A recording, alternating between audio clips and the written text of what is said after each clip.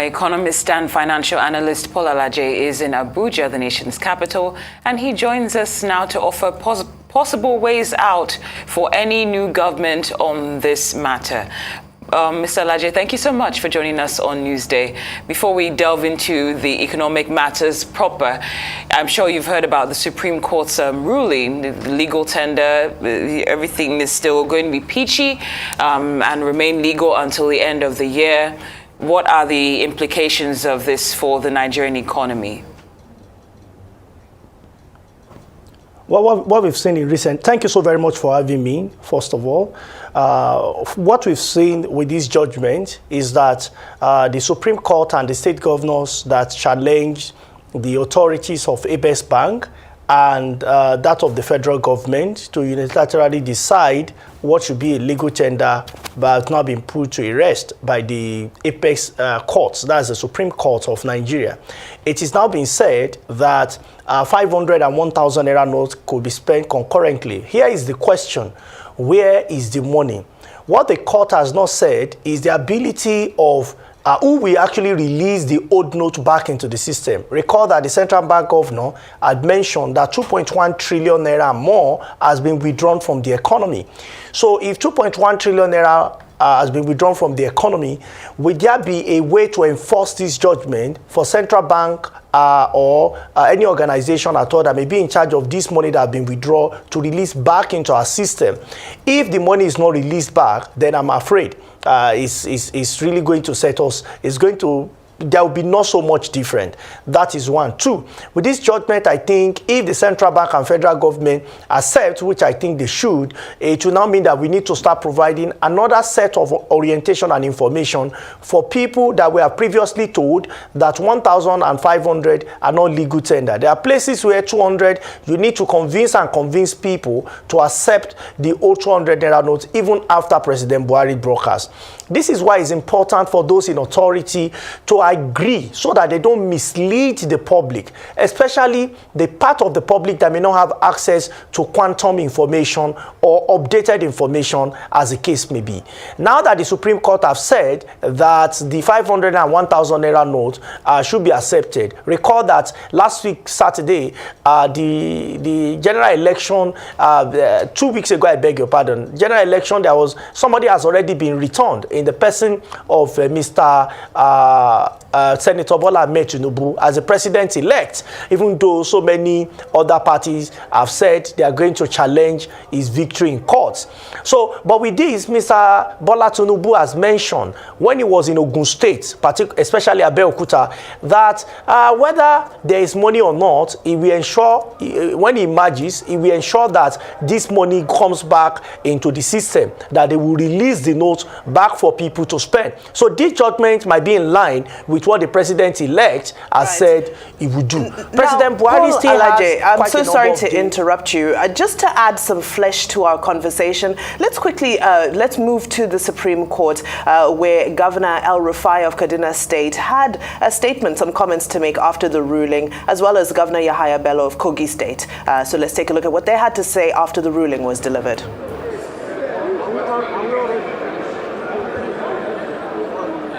The court has delivered judgment in your favor. Just your reaction so that Nigerians can hear you, sir. Well,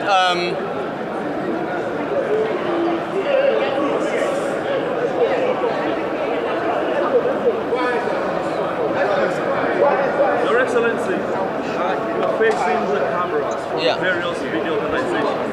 Would like you to tell us exactly what transpired inside and what your take is.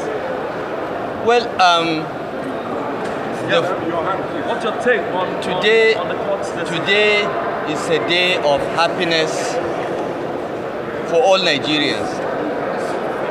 The Supreme Court of Nigeria has given us all the reliefs we sought for by a very unanimous judgment. The full court of 7 justices gave a unanimous judgment, 7-0, that all our prayers to the court have been accepted. This is a victory for Nigerians, because this policy, which was designed and targeted at a political party and its candidates, has brought untold hardship on our people. This is why the three of us took a decision to come to the Supreme Court. We are APC members. The President of Nigeria is from the APC, but we disagreed with him on this policy and its implementation. And when we tried everything to settle this behind closed doors, we had no option but to come to the Supreme Court. We are very grateful to the court for its unanimous decision and the orders it has given to the government, federal government, that from today till the 31st of December 2023, the old Naira notes of all denominations shall continue to circulate side by side with the new Naira notes. That's the major decision of the Supreme Court. The other decision is that the policy of currency confiscation, where you deposit money in the bank and the bank chooses what to give you, is unlawful and illegal and shall end forthwith. So Nigerians can go to the bank and collect whatever they have deposited and get on with their lives. Those that said that we went to the court because of elections are wrong. We went to the court because our people in our states are suffering and businesses in our states are coming to a halt and lives were being destroyed. That's why we went to court. We left elections in the hands of God and we all know the result. Even though this policy was designed to ensure that we did not win the presidential elections, we have won. But the policy must go because the Supreme Court has now decided that it was unlawfully conceived, it was unlawfully implemented, and the Supreme Court has extended the legal tender status of all our notes, old and new, at least to 31st December. And if before 31st December we feel the need to come back to the court, I will not be a governor then, but these two, by the grace of God, will still be governors. They will come back to the Supreme Court if we need to extend it further. But we hope that will not be necessary. That is all I have to say. I would like my colleagues who started this reform journey with me, because it's not rebellion, it's reform. We came to the Supreme Court to make Nigeria better. And by this judgment, no future president or central bank governor can come and announce a policy that ambushes the lives and the livelihoods of the Nigerian people anymore. We are very proud of what we have done, no matter what people say about us. So I would like to ask my colleagues, Governor Yahaya Bello, to add to what I have said, and Governor Matawale of Zamfara State to also add. Your Excellency. Okay. Yes, the president had disobeyed the earlier order as members of his cabinet, and we think that you advise him to obey this order. Well, thank you very much. In addition to what our senior brother and our leader have said, we appreciate God and we appreciate the Supreme Court justices. They have proven that this is the place and the hope of all men, not just common man. Men and women across this federation. Secondly, this particular decision today has laid a solid foundation for our incoming president, the president-elect Asiwaju Bola Ahmed Tinubu, to start and cruise on a solid foundation.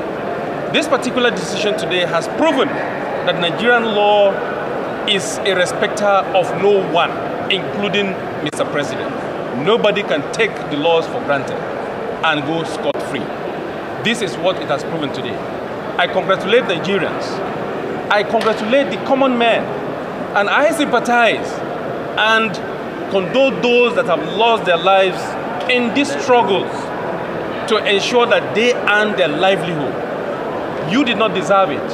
And that is why our leader here, Governor El-Rufai, myself, and Governor Matawale, and all other governors, including some PDP governors, especially the governor of Rivers State, Sokoto and Abia. That is Governor Wike, Governor Tambuwal, and Governor Ukupeazu. You know, we all jointly come together to make sure we save our people. And today, Nigerians can have their lives. We appreciate all, and we appreciate the media for the role you have played in this struggle. You ensure that our struggle never go in vain. You are the real heroes of our democracy. Thank you and God bless you. Yes, we will take your question. Let's take your question and let you comment, please. Okay, thank you very much.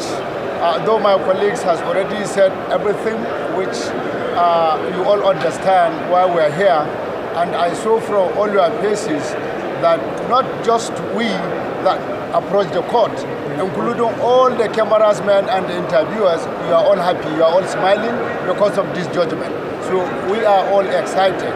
As they said, you know, many people have been challenging us that because we have huge amount of money that we put in our houses, that's why we come to court. But you know it is not true, because like myself, I challenge EFCC that they should go to any of my property and boggle it and take any money that they have seen in my houses.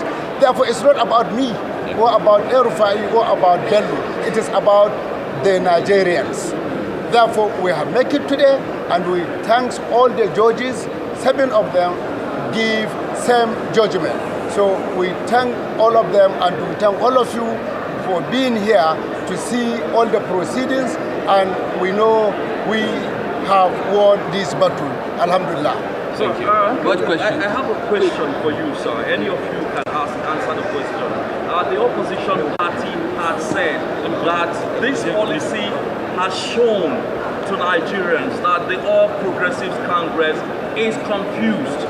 And now we are seeing the court ruling on a matter that your own party, your president initiated, and the court, you came to the court and the court is ruling against it. Does that confirm these statements that the APC is confused? No, it does not. First, let me say that this is a policy of the PDP. Emefiele was appointed central bank governor by the PDP originally. So let's not forget where he came from. And he's the one that put this policy together to help the PDP win the 2023 general elections and deceive the president into thinking that it is possible to withdraw 2 trillion naira from circulation and reprint everything in 3 months. No country in world history has done it. He deceived the president. He gave the president wrong information. And the Attorney General, unfortunately, we have to claim that one is from our party, supported this policy. And we know why. Go and look at the antecedent. These are people that wanted to run for president or governor in our party and didn't make it. This is their revenge plan. But the Supreme Court justices today have shown that this is a policy against the people of Nigeria and is invalid. So let's not go back to what has happened last week. The election is over. Our candidate has won in spite of the obstacles. But for us, what is important is that ordinary Nigerians, traders, farmers, and businessmen can now move on with their lives. Go to your bank and collect all your money today. You have the right to do so by the order of the Supreme Court of Nigeria. How optimistic are you that the federal government will obey this directive by the court? Whether the federal government obeys the order or not is up to the federal government. But I know President Muhammad Buhari very well. Part of the reason why I convinced my colleagues to go to the Supreme Court is because we are among the closest governors to the president. And we wanted to show him, if those closest to you disagree with you so publicly on a matter of policy, you need to reflect on it. Okay? President Muhammad Buhari is a man that obeys the law. He may have been misguided by his advisors, but now that the Supreme Court has spoken unequivocally, I am confident that all the orders will be complied with. Thank you. That was the governor of Kaduna State, El Rufai, and he's confirmed that all the prayers to the court has been accepted, and he says that policy was designed and targeted at a political party to bring untold hardship to Nigerians. And he also confirmed that currency confiscation has also been thrown out the window, and whatever you ask for in the bank is what you get in terms of no limitations. And he also confirmed that if there's need for further extension, it will be done. And by the time he's no longer governor of Kaduna State, the governors of Zamfara and Kogi State will continue the fight if need be. Now, we still have with us economist and financial analyst Paul Alaje in the Abuja studio, and we have with us in studio Arise news analyst Mr. Dayo Shibowale. Thank you, gentlemen, for your patience. Paul, let's just begin with you. Now, one thing that was mentioned was that this provides a relatively smooth platform for the president-elect to begin his tenure. And I'm wondering if that is true, in spite of the trillions of debt that is also awaiting him. Please fill us in. Well, with the judgment, like I said earlier, it depends on what will happen to money supply. The real challenge Nigerians have is not the color of money. It is not whether the old money or new money is spent. It is the availability of cash in an environment where the network has huge challenges, where other channels, which we call electronic channel, are not as effective as we want it to be. So if the central bank honors this judgment, I hope, whether with old note or new note, which is what the Council of State have said, and many other respected body in the country, that increase money supply. Let the old note and the new note be spent side by side. But for some reasons, we have seen drastic reduction in the available of money supply in the economy. Even though we have started seeing some reduced queue started reducing at the ATM point, perhaps people have decided to move on with their lives, since it's as though the policy will not be changed. But I also want us to wait very carefully to hear what President Buhari and Mr. Godwin Emefiele, to see how they will respond to this judgment. Remember that there was a ruling in the first instance that they should hold on continuation of the policy. But the response to that was 200 Naira notes will remain in the circulation, while 500 and 1,000 Naira notes will not be accepted as legal tender. This is going to be an interesting moment. Now that this Apex Court has taken a position that all should be spent, should be accepted as legal tender till the last day of this year, I only hope that those in authority would also accept, so that we can have a smooth transition, if you like. Now, looking at the president-elect and whether he's going to have a smooth ride or not, the president-elect is going to embrace about 42% youth unemployment. And I'm not surprised when in his acceptance speech, he was referring more to youth. He mentioned youth more than any other person that have accepted victory, that have given a speech on acceptance, an acceptance speech on victory, having won presidential election. Senator Tinubu had mentioned youth more than ever before. And the reason are obvious. Percentage of youth seems to have another candidate. And you could see that on social media. People have said social media has no impact. But this election has proven that social media has tremendous impact and influenced people's opinion. Even though 2015, when President Buhari was to be president, we saw the impact of Twitter, among other platforms, that people have used to shape people's opinion. We have seen that those platforms are now very, very effective, and subsequently, we should not undermine them. That said, the youth unemployment is about 42% of the employable number of young people in Nigeria. So we have to deal with that. 77 trillion naira. Ways and means 23.7 plus the other debts that we are owing. These are huge responsibility. Apart from what President Buhari has budgeted for 2023 budget, what he has budgeted as debts that we collect by 2025, President Tinubu may be faced with above 100 trillion naira debt. What that means is IMF report already showed us early last year that by the middle of 2025 or more, maybe 2026, all we will generate in revenue may be used to service debt. Therefore, Mr. Tinubu has promised in some of his campaign rallies that he will get to work from day one. And I want to tell him that he may not need from day one to get to work. Unlike President Buhari that waited for 6 months before appointing minister. I hope that Senator Tinubu by now would have started hunting some of the persons he thinks want to be in his cabinet, because the issue of debt is a real issue.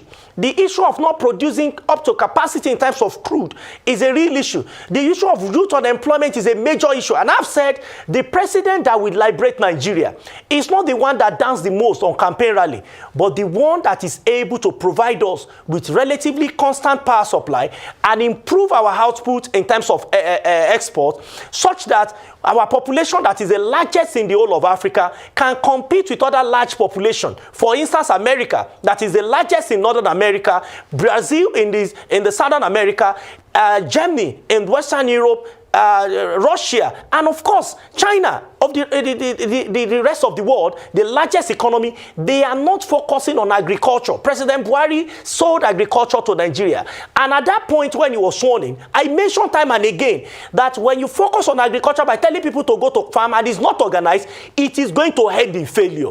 8 years after, whether the administration has succeeded or failed is left for all of us to judge.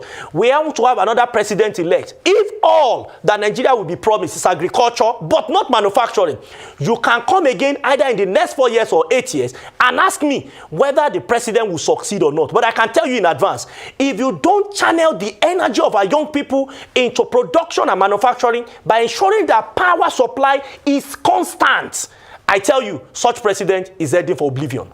All right, Paul Alaje, economist and financial analyst, thank you so much for that very in-depth analysis. Now, we're going to cross over to the Supreme Court, where we are joined by Arise News correspondent Godfrey Osiemoge. Godfrey, we've seen jubilation, excitement, especially from the governors, and we saw some legal heads as well, hugging and embracing. Now, with this judgment passed, Governor El-Rufai made reference to the governor of the Central Bank of Nigeria, as well as to the Attorney General of the federal government. Is their fate in essence sealed? Because it seems like they may not have jobs very soon. Well, it's too early in the day to jump to such conclusions as we speak.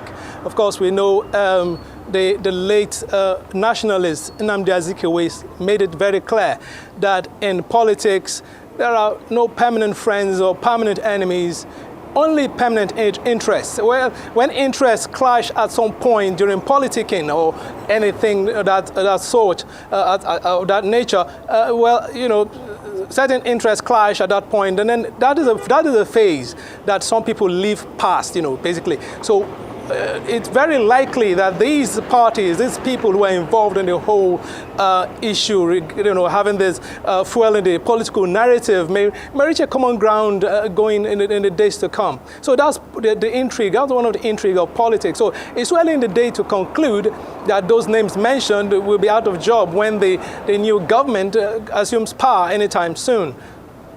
Thank you so much, Godfrey. Now, I'm just wondering if there are any whispers going on as regards what the current president, Muhammadu Buhari, might do. Would he respect this decision by the court, even though it was a question that was posed when the governors, that's El-Rufai and co, were addressing the media?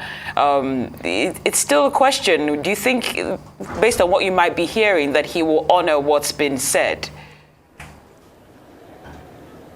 Yes, it's quite hard to actually respond to with respect to what the president's position may be.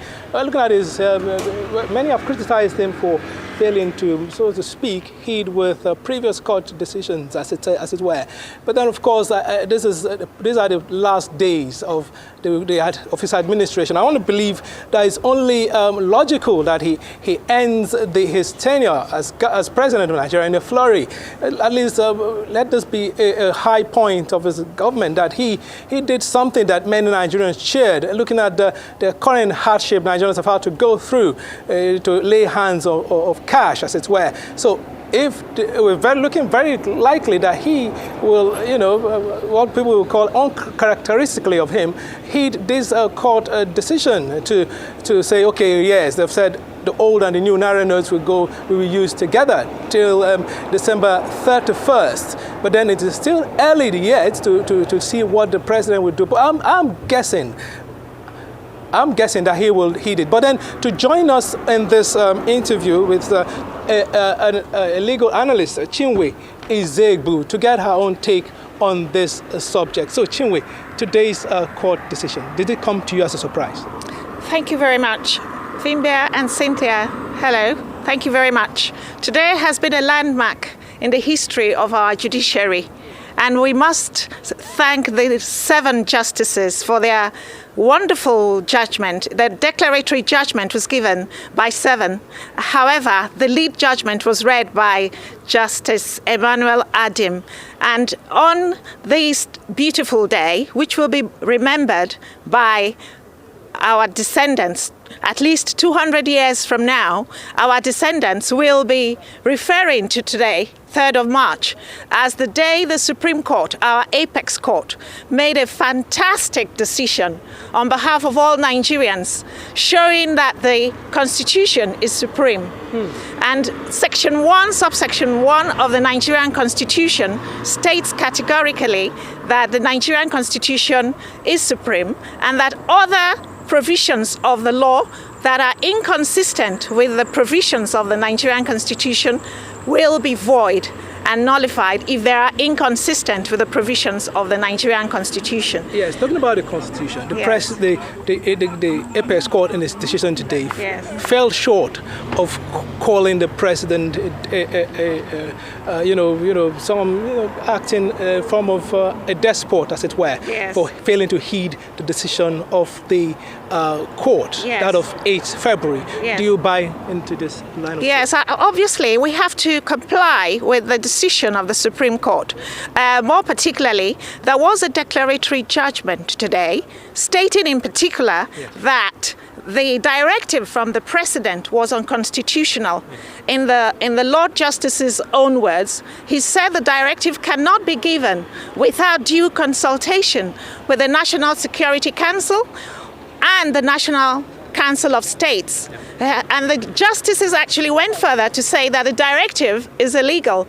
Under Section 20 of the CBN Act, which is the Central Bank of Nigerian Act, which gives the central bank governor the directive and the authority to print new notes.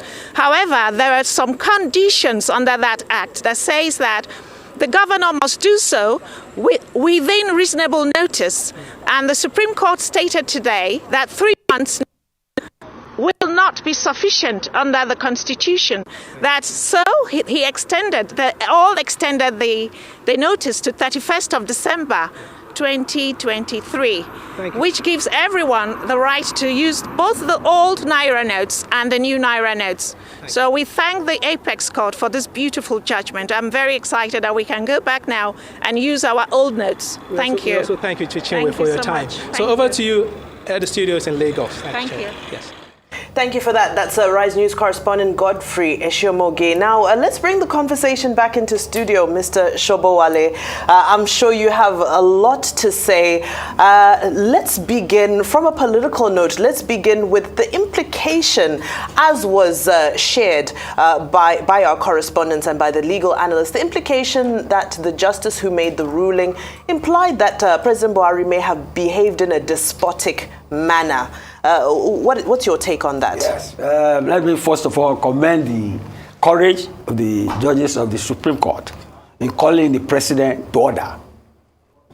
We have 3 arms of government: the executive, the legislature, and the judiciary.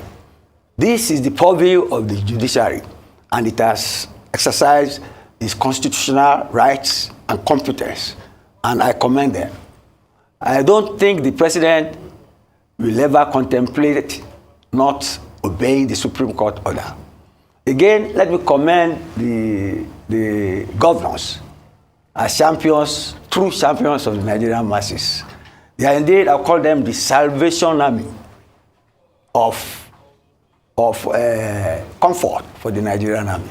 Because, I mean, for the Nigerian populace. But they are in the same party with the president. You heard what El Rufai said, that the people close to the president who made him to put in place this currency design on the eve of an election were people who contested for governorship in their party and lost. So it was a case of sour grapes. So they said deliberate case of people trying to mess up the political system on the eve of the campaign. But then the issue was being raised whether the president will comply. I think Nigeria prides itself as being under the rule of law. And constitutionalism means we work according to the constitution, uphold the letters and tenets of the Nigerian constitution. I don't see the president doing otherwise. Well, it will just be unthinkable. Thank you so much, Mr. Shibwale. We still have Paul Alaji with us, who is an economist. Paul, thank you so much for your patience. Now, originally, before this judgment, we were going to speak with you about what the president-elect would need to do to hit the ground running. But most analysts are saying that the next 4 years are being seen as the last chance for Nigeria to pull its economy out of the pits. Just wondering if you could help us make sense of that. Okay, so the next 4 years, it's going to start on a difficult note. Whether the difficulty will come with a lot of ease much later, it depends on the leader of the nation and the team is working with. As I talk to you, on Ways and Means alone, on annual basis, of the 8 trillion naira or a little bit more that will generate will be used to service debts of Ways and Means that has been collected unjustifiably from the Central Bank of Nigeria. That on one hand. We don't have enough revenue, but we have also not followed the due process in collecting some of our loans. We saw the DMOs, the DMO, Debt Management Office, doing everything possible to convince the National Assembly to regularize some of this money that have been collected, even without the knowledge of the DMOs in Nigeria. That on one hand. We also have other major issues, such as reduction in the value of Naira, such as not producing enough, unemployment, poverty, etc., etc. So the next president must depart from the old norm, or what I call the current norm, an obnoxious economic policy, and ensure that there is room for both monetary and fiscal authority to converge on policy. Because at the end of the day, all the policies and laws we want to make is for the Nigerian people. And it's not Nigerian people to be guinea pigs to laws. So the next president has a lot to do. And I want to advise that we get the ball rolling from day one, even before inauguration. What are the key areas that I think the next president should focus on?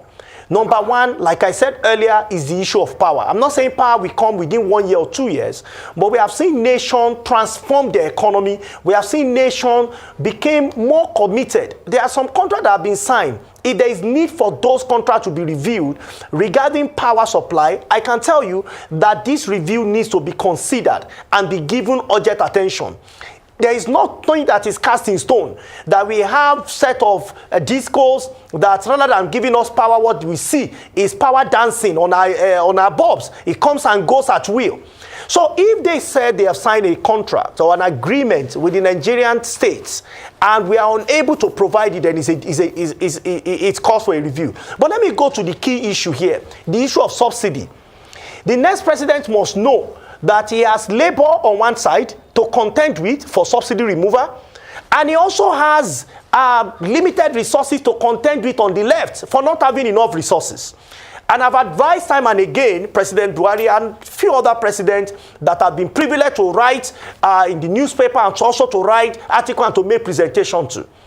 We are faced with difficult moments. Recall that in 2000, we did not plan for COVID, it came. In 2022, February, exactly a year plus now, Vladimir Putin of Russia occupied Ukraine. The price of diesel in Nigeria is not in the mix, but because a country occupied another, the price of diesel in Nigeria jumped from 300, 289 actually, jumped from 289 to over 900, multiplied by 3 just within a year. The question is, what are we going to do about subsidy? If subsidy must be removed, which I think it should, we must find significant palliative. We must find substantial palliative for our people. And the palliative will not just to buy a few coastal buses to say they are moving around. Because it is not everyone that will use those coastal buses. And also, issue of subsidy is not that you are fighting against the rich. Removal of subsidy is actually against the poor more. Because somebody who is on 30,000 and somebody who is on 500,000. What is the proportion of his income that such person would have used to buy petrol in his vehicle? It's going to be very small. But the man that wants to transport himself from home to work, and if the price of transport multiplied by 2, is going to take significant proportion from his income. And this is why when we hear people make comments on economic issues and they are not economists, we wonder where those arguments are coming from. So when subsidy is removed, the truth is that people will have, it will impact people negatively. But it's a decision that must be taken. So the next president must know how to provide succor, especially to labor, as represented by Nigeria Labour Congress and TUC. Because without which, you'll be throwing away 6.6 trillion naira. And I believe by next year, it will be more.